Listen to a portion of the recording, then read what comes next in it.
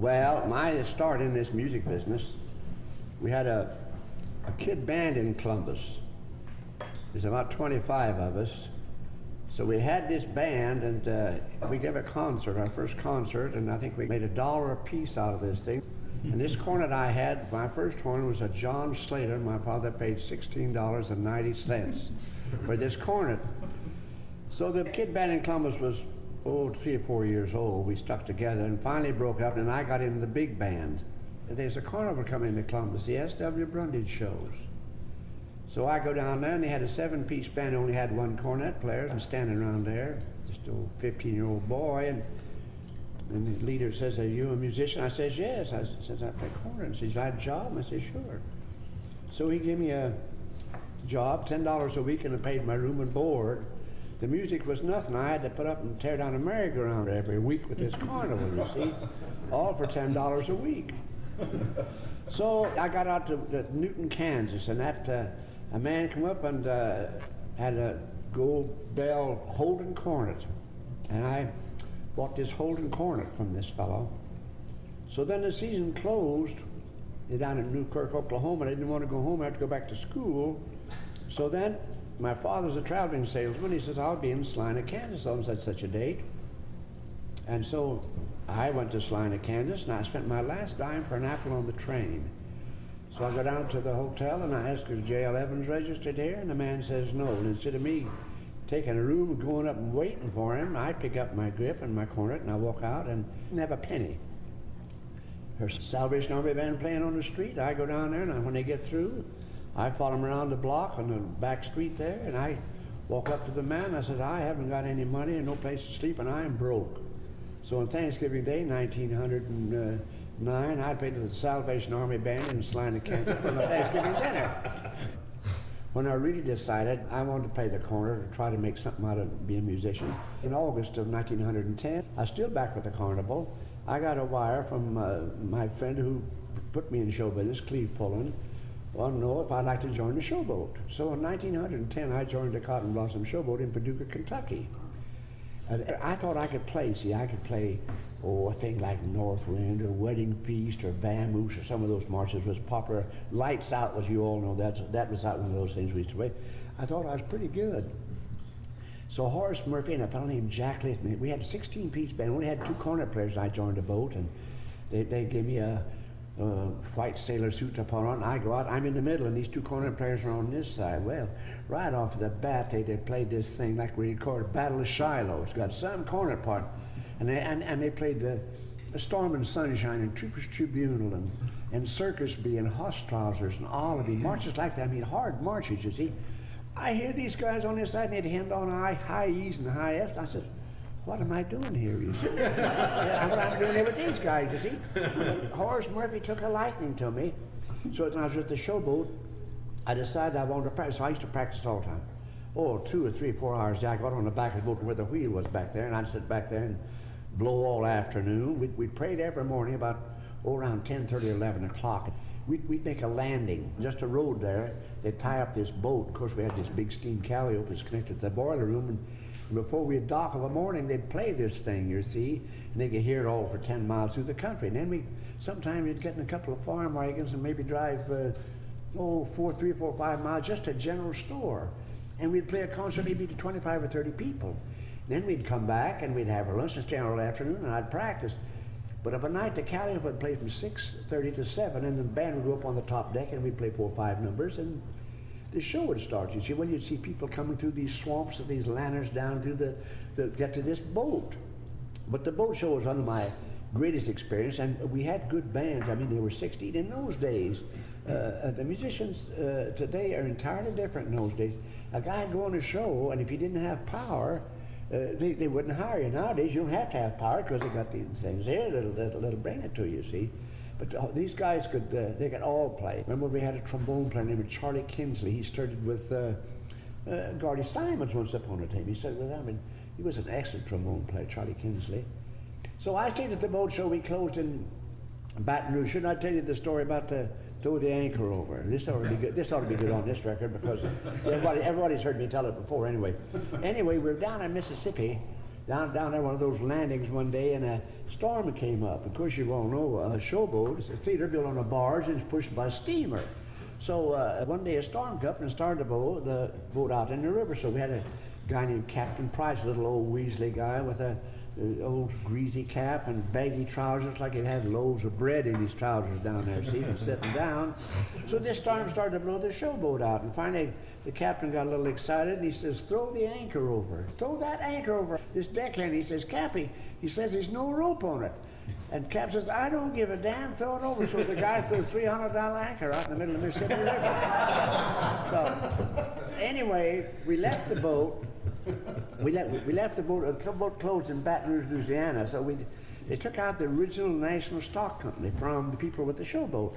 Well, our first stand under canvas was Donaldsonville, Louisiana, which is down in the bayou country. We put on a show called Signal of Liberty. It's blowing up the battleship Maine in the Havana Harbor in 1898. So in the third act, we had a miniature battleship, and we had it in a sling, and then we'd burn some paper and get some smoke and stuff to come out, see. So in this third act, where the piano player that starts making this hurry, and the guy scratching on the fiddle, and I had to blow this bugle call, see. I ran out and out the wrong side. I got out in this bayou, so I was in water up under my arms blowing this bugle call, see. Blowing this call with this thing. Well, we left that, the thing closed, and then I was at the medicine show. They're lost art today. In those days, there were quite a lot of them. Now they would put you in jail and tie the key to a fox's neck. You couldn't do anything at the medicine show. But with this show, I did just a little bit about it. For $50, we got these big gallon jars of olives. We get that full of skunk oil, you see, and then we got another gallon. We'd put racehorse medicine or physic pills in these things, you see. We got all these little bottles. My job was to put 12 of these little pills in the skunk oil in little vials about so long. There were 4 of us. Cleve Pullen and his wife, he played E-flat clarinet. And we had a guy named Billy Dale who had a little folding organ, and myself on corner. So we had a band. We'd go in these little towns like Nashville, Arkansas, those towns down in there. We'd find a building the size of this room here. Anything. We'd go down to the lumberyard, we'd rent some planks. We'd put up a screen here. We had 2 big gas tanks where they make these pictures, and we'd give them a couple of reels of pictures, and then we'd sell them some of this racehorse medicine, see? And we'd find some guy that had some wax in his ears. We'd pour it in there and run some water in and get him out, and the guy could hear. So we made a living, but it's so funny. We'd go in these towns, and we'd go down to the livery stable and give the guy $1, $1.50, and say, we want to put this banner on the side of your carriage here. And 3 of us get a bass drum, a cornet, and this E-flat clarinet. And we'd play it around town, a free show tonight. So we do these free shows. We made a living the rest of the winter after we left the boat show down in Arkansas with this thing. And then I went back to the stock company. But in 1913, I'd been at the show, it went broke. And I was home when the theater manager in Columbus called me one day, and he says, would you like to go with a show called Uncle George Spruceby, a rube show? And I says, yeah, I didn't have any money. I wasn't doing anything. I just come home. So I joined this Uncle George Spruceby in a town called California, Missouri. And I left Columbus 4 o'clock in the afternoon. I got there about 1 o'clock in the morning. I had to go to Kansas City and go down to this town. So the next morning I got up about 8 o'clock, and I go downstairs and I asked the hotel manager, is Mr. Charlie Merle here?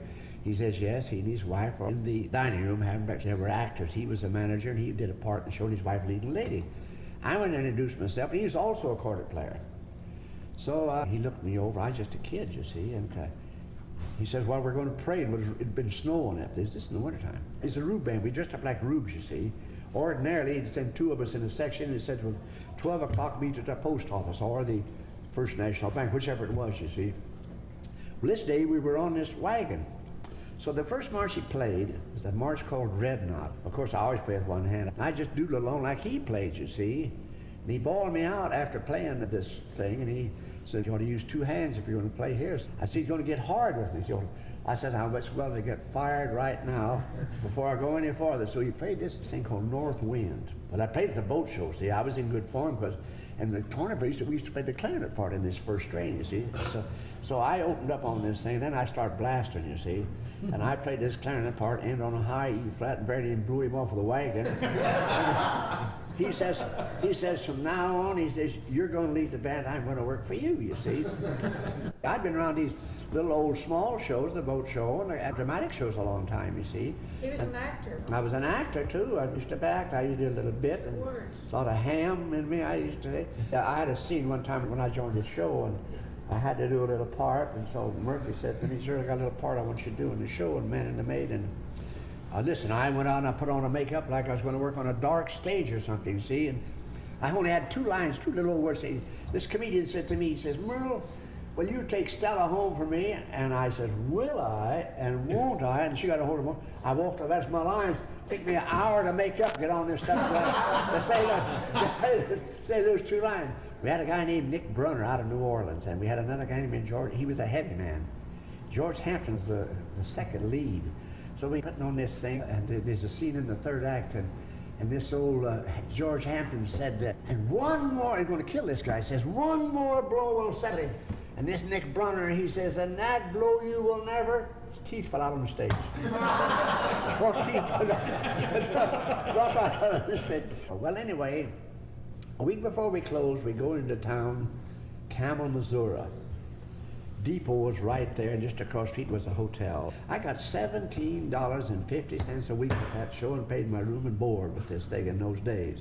Well, in those days you get a room for 75 cents and a meal, and of course they had what you call picture you in. They'd put all the food on the table, and you just get all you want. See, they keep bringing it back to you in those days. Well, anyway, we registered this hotel, and we registered there, and I had the corner with me. And the guy behind it there, a fellow named Bruce Clary, he was a bass player after later years. So he said, "Our band's going to rehearse this afternoon." He says, "Would you like to come and sit in?" My room was the bass player, Charlie Dodson, at that time. He was a character man with the show. So I said, "Sure, I'll come." So we went down and played, and they played. I remember when they played Sinful Fidelis. They couldn't play it, just about 18 of them, see, this old farmer boy. So we played some others. I remember they played a thing by Paul. I can't remember, Napoleon's Last Charge or one of those things. Well, anyway, after he got through, he says, "We'd like to have you come back and lead our band or something." Well, I said, "We're going to close next Saturday in Crothersville, Missouri, and I'd like to come back." And the fellow says, "Well, how much do you want?" I says, "I want $50 a month in my room and board." And I didn't hear anything more from him, so got to Crothersville on Saturday. Here was the wire. Come on back to Cam, which is about 50 miles on the railroad. So I go back, and I stayed there. I was there a while, and one of the clarinet players, Albert Herbie-Hole was his name, he had the barber shop. Well, I'm in this barber shop, and you hear him always talking about a big whole roller meeting going on down here, and such a night at 9 o'clock, why, Gabriel's going to blow his trumpet, and the world's come to an end, and they had those guys in there, so they had an old guy come in there from the country, and they says, "We got a new barber here." So I'm back there, I'm sitting in this third chair, it's empty all the time, I'm sitting back there around back, and they said, "We want you to shave this guy." So some old farmer came in, and I shaved. After I got through, I put hair tonic on, like to kill the poor guy. He's all broke out and everything else. Anyway, they got to talking about the world coming in. These people are giving away their chickens and their hogs and the stuff they had down there. So it dawned on me, maybe I'll be Gabriel, you see. So I says to this policeman, I says, "Listen," only had one policeman. I said, "They're talking about the world coming to an end down here, and if you want to have some fun this night, this 9 o'clock when Gabriel's going to go in, I'll go down under the Cotton Belt Railroad Bridge, a half a block from this church, and I'll blow some bugle calls." Well, he thought it was a good idea. So we went to the mayor, and the mayor says that we'll just do that, you see. I said, "Listen," I says, "I want this policeman with me." Well, anyway, the time comes if I played the part of Gabriel, I go down under this bridge, and I played everything, taps and everything else, and they really thought the world's coming to an end. They started praying, and they got right down, and they thought it was all over, and I left town the next day, and I've never been back to Camel since. So then I see after that, I was with Hearts of the World Picture in those days. I was only on it a week, and the flu closed everything down in the theaters. 1916, I joined the Buffalo Bill 101 Ranch Wild West. That was the last year that Buffalo Bill was alive. And I played the last note for him in Portsmouth, Virginia in 1916. Buffalo Bill, he was a great character. Well, after he died, the show come out of Norfolk, Virginia in 1917. At that time, Jess Willard was the champion prize fighter of the world, and he took over the show, knew nothing about the show. He knew nothing about show business. But the show only lasted that year. But I remember we was up in Manistee, Cadillac, Traverse City, Michigan with the Wild West show, and Jess Willard used to box 3 rounds with Walter Monahan. And of course, a Wild West show, the canopy over the people, and the show was put on out in the arenas. You know, they had to play right out and look at the start, rain and everything else. The show went on, you see. But for the after show, they put up a little stage, a little larger than these tables here. The Willard box suite around with Monahan. With the Wild West show, the best seats were chairs. They had about 800 chairs on this side, and you had what they call starbacks. They'd flip up and just hit about 8 inches up on your back, and then they had some blues on the end. Well, one night up in this town I'm telling you about, it started to rain a little bit, and so Harry Klein says, owing to the rain, Jess Willard and Monahan will not box tonight. They all got sore and all picked up these 800 chairs and walked out. They had to buy 800 chairs in the next town before we could show. Anyway, it was showed in Jacksonville. Then I came out of New York 1918 with a minstrel show, Gus Hill's Minstrels, and I stayed there a while and left. But then I was working in theater in Wichita, and I get a wire from Charles Ringlings. Want to know if in January of 1990, want to know if I'd be at liberty to take the band to Ringlings Brothers Circus. When I was at the minstrel show, we showed Cincinnati, and we had 28 in the band. And in those days, I was a pretty good town cornet player. I could do a lot of things on the cornet. And that's where Charlie Wilson, who was the Ringlings' big man, he heard me do playing, see. And Henry Fillmore used to come down every night. He was there a week at the Key Theater, and he'd come down there. We'd go out and play a 30-minute concert the night before the theater. He'd come every night, and we'd play all these marches, like Circus B and Troopers Tribune, and all those things that Henry wrote, you see, and play Miss Trombone as this come out in those days, see. So that's how I got to the Ringlings show. But see, the Ringlings were all musicians. When I came there, there were 3 of them alive, John, Charles, and Alf T. Charles Ringlings played violin and also played baritone. And the con company gave him a gold baritone, and he used to come to play in the band when he was on the show. I knew he was going to play because I'd hear him practicing in the car.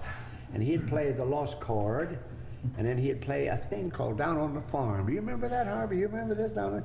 It's very. I used to play at the Brundage show, and anytime business would get bad at the Brundage show, Mr. Brundage would ask me, he says, play that thing that brings business to our show, see? So I used to play it out on the street. But Charles Ringlings did a fairly good job, and he's bald-headed, and he used to always borrow my band cap, you see. But John Ringlings played an old upright ring-catching alto. That was his instrument. He's a putt-putt man, you see. But Alf T played cornet. I only met him once.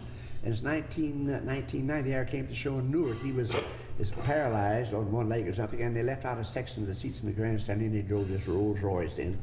And he wanted to meet me, and so Bradley took me over and introduced him after this thing here. So that's how I got to the Ringlings show. Tell me, Charles Ringlings said when he saw you. Oh, when I come to the show, I hadn't seen Charles Ringlings yet. See, and I'm rehearsing in the old Madison Square downtown in New York, and we're way up in the loft. So I knew what he looked like because he was very dignified, little fellow. John Ringlings was big, but Charlie's quite small. And when he saw me, he says, my land, how did I come to get this guy? How did I get this? The guy, I had high shoes on, I had high lace shoes, tight-fitting pants, and a cap. My first time in New York, I'd never been, I'd just come out from Columbus, Kansas. I'd just come out, I'd come in. You weighed about 100. Well, I was very slender, I weighed 128 pounds or 30 pounds. I was very slender, see. And Charles Ringlings told Fred Bradley, said, Jesus, just go out and buy that guy some clothes or something, you see. But getting back to John Ringlings, the first night in Madison Square, after I met him, he says, young man, he says, you damn near blew me out of the box tonight when you come around on that grand entry. Oh, listen, I blasted him out of it. I saw him sitting there, see. I put the beat on him, you see. I'll go back to the first day. I had a 36-piece band. And Joe Weber was president of the union. Tom Gamble was his assistant. So I signed these musicians for $17.50 a week, because Charles Ringlings told me to. Well, the opening night in the Madison Square Garden, Joe Weber come down with Tom Gamble and says, you're going to have to pay these musicians $25 a week. Well, you thought Ringlings Brothers is going to die. We said, oh, John Ringlings, all this money, one part of Madison Square Garden. Says, we can't do it, and they fought around there and argued around there, so finally they says to me, how many men can you play the show with?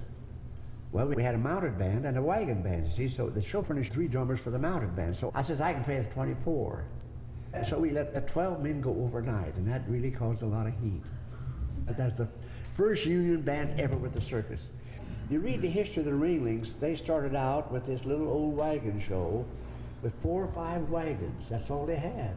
and they'd play buildings. In the old days, when these circuses started out of here, out of Delvin here, they'd go on, they'd move on wagons and they'd put the people up in the hotels.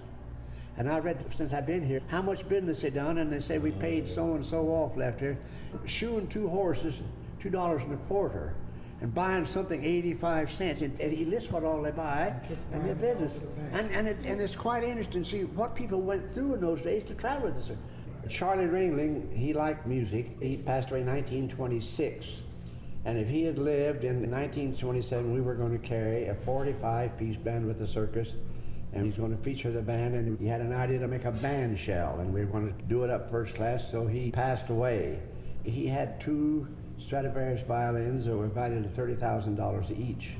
He loved music. John Ringling, who at one time was one of the 10th richest men in the United States. Alf T, I knew very little about him. But Charles Ringling had a son, Robert, that was an opera singer. He's one of the few singers that studied with Crusoe. Later on, he managed the circus. But of all the people in my years in show business, I think the 3 nicest people that I worked for was Charles Ringling and Charlie Sparks of the Sparks Circus and Joe Dan Miller of the 101 Ranch. They were really human beings, and they were nice to the people. Hey, do you remember those Wagner tubans? Oh, I'll tell you a story on there. Yeah, we had, one time they wanted an all-brass band there, you see. That was Ringlings. Yeah, that's Robert. Robert is an opera singer. So anyway, down at the Met, we wanted to get those Bayreuth tubans. So the Metropolitan had some opera where they had a white horse in it. So Robert traded a white horse for these 4 tubans. we used with the show. We had this all-brass band, and after about 2 weeks, we got panned so much, and it sounded so terrible. And then another year, we had about 10 saxophones, and that was bad. So then we finally got rid of those things. This is the 100th anniversary of the Barnum and Bailey Circus. Not the Ringling Show, and of course the Ringling Circus this year calls it the 100th anniversary of the circus, but of the Barnum and Bailey Circus. So they're getting all this publicity. I think P.T. Barnum died in 1901 and James A. Bailey died in 1926, and the Ringling brought the Barnum and Bailey Circus in 1907. In 1919, they combined the 2 shows and put them together. That's the year I came. And Carl King had the band on the Barnum Show, and Johnny Richards had the band on the Ringling Show. Richard has too much of a concert band to play the circus program. And I have the letter that Charles Ringling wrote me about taking over the band. He said, we don't want a concert band for the circus program, we want a circus band for the program, you see. So I come on there prepared. I come on with these cornets and these trombones and all those things, so we give really a circus band. And we played circus type music, where a lot of these fellows, they want to play too soft. People come to circus, they want to hear a cornet player hit a high C or a high D, and they want to hear some trombone players around. And musicians come, they want to hear a bass, or something, they want to hear the bass solos, they want to hear somebody cut up on something, you see, like drummers and things like that, you see.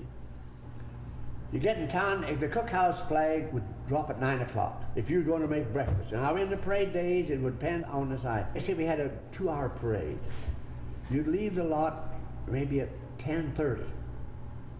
They'd blow a 30-minute call, and then they'd blow a 15-minute, and from that 15-minute call, go, you better be on your wagon, because this wagon we rode is that hemisphere wagon, and all they carried in there was harness, collars.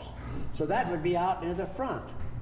And of course, when we'd hear this first call, you'd grab your coat and we'd run and get on this wagon. If they don't, they'd pull it way down, quarter of a mile from around, because the menagerie wagons followed the band wagons. Of course, they'd bring the menagerie back and get back to the opening. And then we'd get back, and you'd go to get your lunch. Well, we'd had to go and start at 1:30.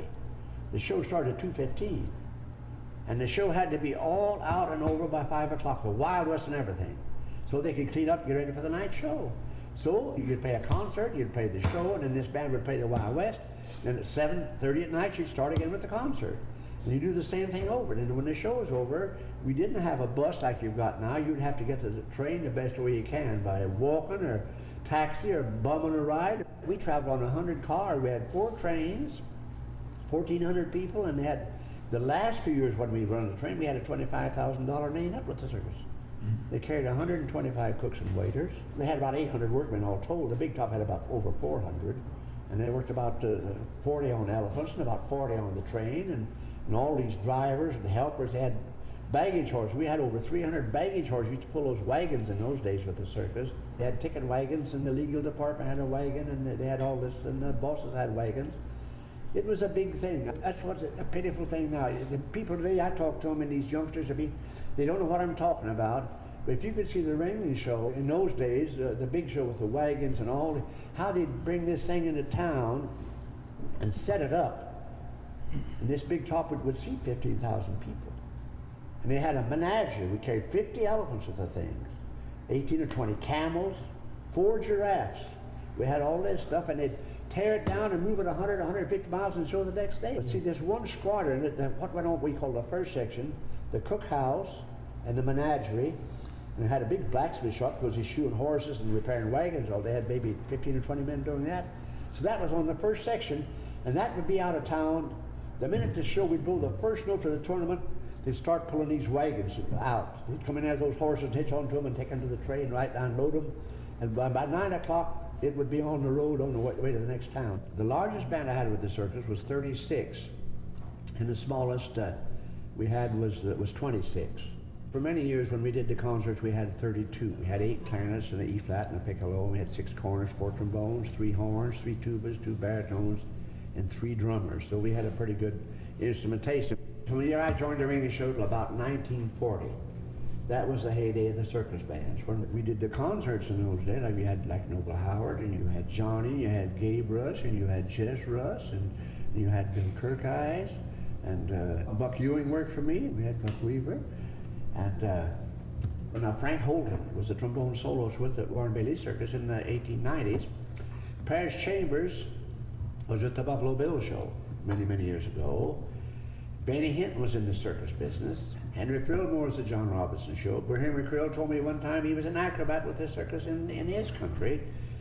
And let me see, who else are some of these others that I can think about? Arthur Pryor was with the Campbell Brothers Circus many, many years ago. And so they all got into the idea of the thing. You see, look at Harvey. Harvey started with me. I got him from that circus, where he slept in that wagon of that canopy over the top of it. And then he'd come over there. Paul Davis was on the Pryor band, and he was on the Sousa band, and he was with the Atlanta Symphony in Houston and the San Antonio. He's with the circus 31 years, played the horn on there.